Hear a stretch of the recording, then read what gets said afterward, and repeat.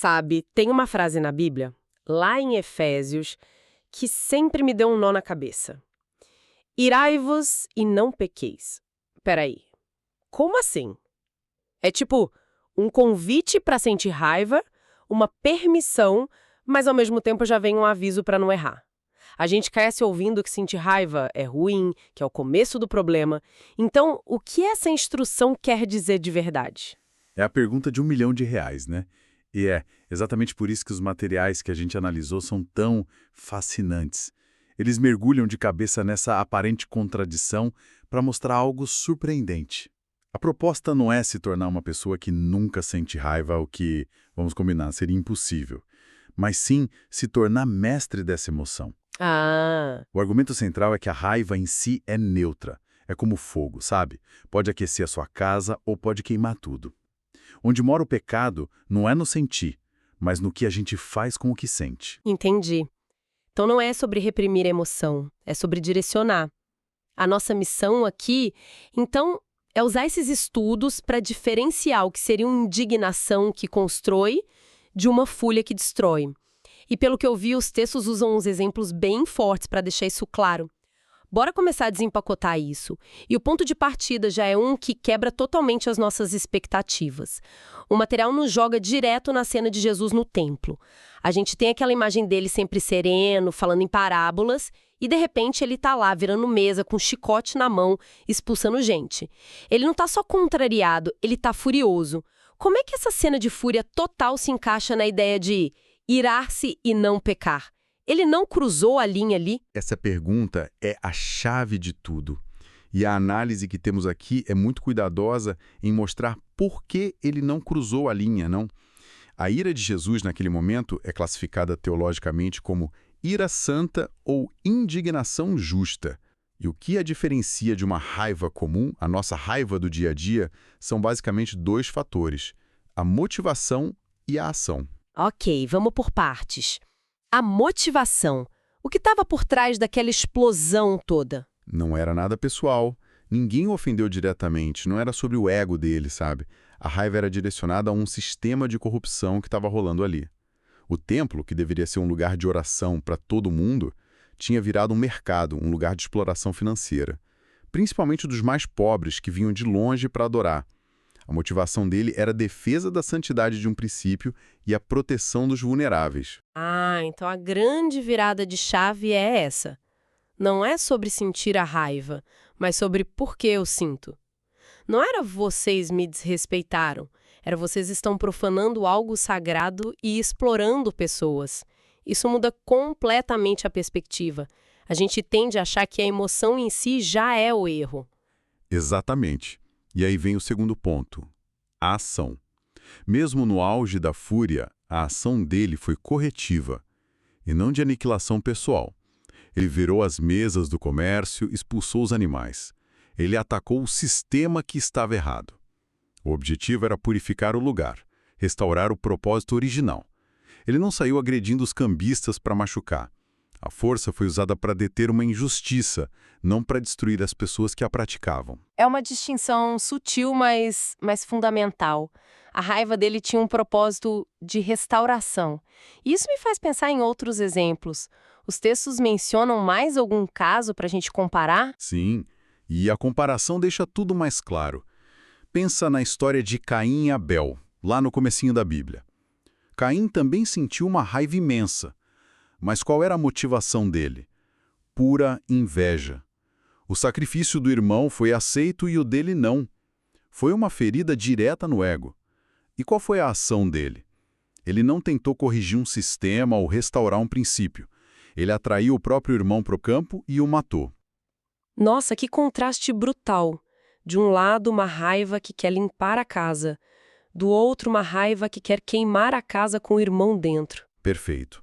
A ira de Caim é o exemplo clássico da ira pecaminosa. O alvo dela são as pessoas. A origem é o orgulho ferido, o desejo de controle, e o objetivo é a vingança, a destruição do outro. É uma emoção descontrolada que consome a gente. Já a ira santa, ou a indignação justa, tem como alvo o pecado, a injustiça. O objetivo é proteger, honrar a Deus, buscar a restauração. E ela age de forma controlada, focada no problema. E essa ideia se conecta com o que o texto de Efésios diz logo na sequência, né? O conselho para se livrar de toda amargura, ira, cólera, gritaria. Fica óbvio que o autor está se referindo a essa raiva à la Caim. Aqui, quando a gente não resolve, vira rancor e vai apodrecendo tudo por dentro. Ok, mas essa orientação de Efésios fica ainda mais prática e, sinceramente, um pouco intimidadora. O texto não diz apenas não peque. Ele dá um prazo, uma data de validade bem curta. Não deixem que o sol se ponha sobre a vossa ira. Por que essa pressa toda? O que tem de tão perigoso em ir dormir com raiva e resolver no dia seguinte de cabeça mais fria? Essa data de validade é uma das sacadas mais geniais e psicologicamente profundas do texto. O estudo que estamos vendo chama isso de o perigo da noite. Quando a gente leva a raiva para o travesseiro, damos a ela tempo e espaço para fermentar. Uma reação momentânea, um problema, se não for tratada, começa a se transformar em outra coisa durante a noite. Ela vira amargura, ressentimento, mágoa. É como esquecer um prato de comida fora da geladeira. De manhã, já azedou. Já não é mais a mesma coisa. E pode até fazer mal se a gente comer. É a analogia perfeita. E essa fermentação não é só uma figura de linguagem. Os estudos apontam para implicações reais, tanto fisiológicas quanto espirituais. Hoje a ciência sabe que dormir com raiva e estresse afeta a qualidade do sono, desregula hormônios e prejudica nosso julgamento no dia seguinte. A gente acorda mais cansado e ainda mais irritado. E espiritualmente falando, dar esse espaço noturno para a raiva é como regar uma erva daninha no jardim do coração. Ela cria raízes. Mas na prática isso é sempre realista? E se o problema é com alguém que não está disposto a resolver no mesmo dia? Ou com alguém que mora longe? Como essa regra se aplica quando a resolução não depende só de você? Excelente pergunta, porque a vida real é complexa. O material que analisamos sugere que a instrução não é necessariamente sobre ter a conversa definitiva e resolver 100% do conflito antes da meia-noite. Às vezes isso é impossível. A chave está em não carregar o peso emocional para o dia seguinte. Se a resolução com a outra pessoa não é viável, o ato de não deixar o sol se pôr se torna um ato interno. É a decisão de, em oração ou meditação, entregar a situação, liberar o perdão no seu coração, mesmo que a outra pessoa ainda não o tenha pedido.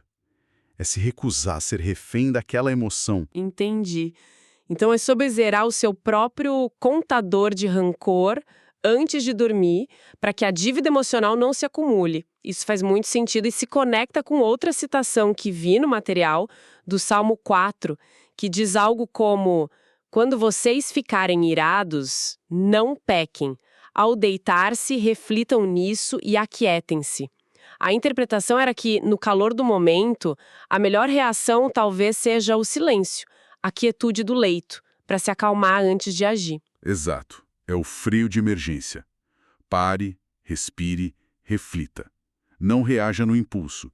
E o que é fascinante é a conexão direta que o versículo seguinte em Efésios faz. Logo depois de dizer para não deixar o sol se pôr sobre a ira, o texto completa, no versículo 27. Nem deem lugar ao diabo. E a análise que temos aqui mostra que isso é muito mais estratégico e literal do que parece. Não é só uma força de expressão, tipo, não dê brecha para o mal. É mais profundo que isso. O estudo destaca que a palavra grega original usada para lugar é topos. Ah, topos, como em topografia, que é o mapeamento de um lugar, de um terreno. Exatamente. Você pegou a essência. Não é um lugar abstrato, é um território, um espaço geográfico. A interpretação, portanto, é que a raiva mal resolvida, aquela que a gente deixa fermentar durante a noite, se torna uma espécie de cabeça de ponte. É um pedaço do nosso território interior, da nossa alma, que a gente cede voluntariamente. E a partir dessa pequena área conquistada, uma influência negativa pode começar a invadir outras áreas da nossa vida. Certo, essa ideia da cabeça de ponte é poderosa. Mas, para quem talvez ache isso um pouco Místico. Como a gente pode traduzir isso em termos mais práticos ou psicológicos? O que de fato acontece na nossa mente e nos nossos relacionamentos quando a gente entrega esse território? Ótima forma de colocar. Psicologicamente, essa invasão é muito concreta. Os textos dão exemplos claros. Uma vez que a raiva não resolvida se instala, ela começa a buscar saídas. Pode se manifestar como fofoca, uma vontade quase incontrolável de falar mal da pessoa que nos feriu para validar nossos sentimentos. Pode gerar divisão, envenenando o ambiente de trabalho ou a família, criando partidos. A amargura vira uma lente através da qual vemos tudo. E em casos mais extremos, os estudos mencionam até as doenças psicossomáticas. O estresse e o rancor acumulados literalmente começam a adoecer o corpo. A lição é que a raiva não contida nunca fica parada. Ela vaza, transborda e causa danos muito maiores do que o conflito original. Fica claro que ignorar a raiva ou guardá-la são péssimas estratégias. Então, se entendemos o diagnóstico, qual é o tratamento? Como a gente lida com isso na prática, no meio da confusão? O material oferece um caminho. Sim, e de forma bem didática. É quase um roteiro de ação que contrapõe os impulsos errados com as atitudes corretas. Basicamente, existem 3 reações tóxicas comuns à raiva, e para cada uma delas há uma virtude correspondente como antídoto. Ok, vamos a elas. Qual a primeira reação tóxica? A primeira é explodir. É a reação de Caim, descarregar a fúria sem filtro, gritar, ofender, quebrar coisas. É a ira descontrolada. O antídoto para isso, segundo o material, é o domínio próprio. E isso nos lembra da instrução em Tiago, né? Seja cada um pronto para ouvir, tardio para falar e tardio para se irar. É aquela pausa estratégica, ou contar até 10. Certo. Não explodir. Mas e o oposto? E a pessoa que não grita, mas guarda tudo? Essa é a segunda reação tóxica. Implodir. É o ato de engolir o sapo, guardar o rancor, alimentar a amargura em silêncio, planejando talvez uma vingança fria. É deixar a comida azedar fora da geladeira. O antídoto para isso é a resolução rápida, que nos leva de volta ao nosso ponto central de Efésios. É ter a coragem de buscar a conversa, o perdão, a resolução antes que o dia acabe. Explodir ou implodir? As duas levam à destruição. Uma por fora, outra por dentro. E qual seria a terceira? A terceira é vingar-se. É a tentativa de fazer justiça com as próprias mãos, de dar o troco. É quando a gente se coloca no papel de juiz e carrasco. A virtude correspondente, e talvez a mais difícil de todas, é a confiança. Confiança para entregar a causa a uma justiça maior. O material cita Romanos 12. Não se vinguem, mas deem um lugar à ira de Deus, pois está escrito: a mim pertence a vingança, e eu retribuirei. É um ato de fé. E rápido. É muito forte. E para fechar essa parte prática, tem uma analogia no material que me marcou muito. Eu sei qual é. É a que diz que a ira é como um fogo de palha, queima rápido, intenso e logo se apaga. O ressentimento é como uma brasa escondida sob as cinzas. Não faz alarde, mas queima por muito tempo e consome a estrutura da casa por dentro. Essa imagem da brasa é assustadora. Acho que todo mundo conhece alguém, ou talvez já tenha se sentido assim, sendo consumida por dentro por um ressentimento antigo. É um lembrete visual muito poderoso. Então, juntando todas as peças, a grande lição que fica dessa nossa análise é que o objetivo nunca foi se tornar uma pessoa passiva, apática, que aceita tudo. Isso não é espiritualidade, é omissão.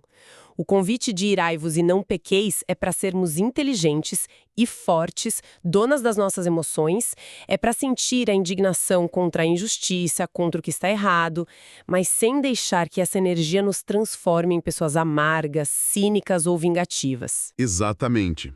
Quando a gente traz isso para o nosso dia a dia, percebemos que esse conselho de 2000 anos é uma ferramenta potentíssima para a nossa saúde mental, espiritual e para a saúde dos nossos relacionamentos.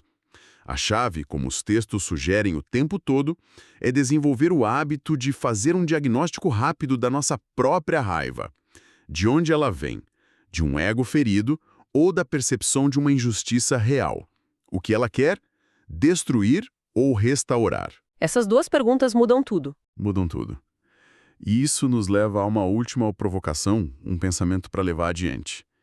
Se a ira justa é aquela direcionada contra o pecado e a injustiça, como é que a gente pode, na nossa vida cotidiana, canalizar nossa indignação com os problemas do mundo? A corrupção que vemos no noticiário, a pobreza na nossa cidade, a violência, e em ações que de fato buscam restauração. Como podemos transformar essa energia poderosa em algo construtivo, em vez de cair na armadilha fácil da ira pecaminosa, que hoje se manifesta principalmente em ataques a pessoas nas redes sociais? A questão final é: como usar esse fogo para aquecer e iluminar, em vez de apenas queimar?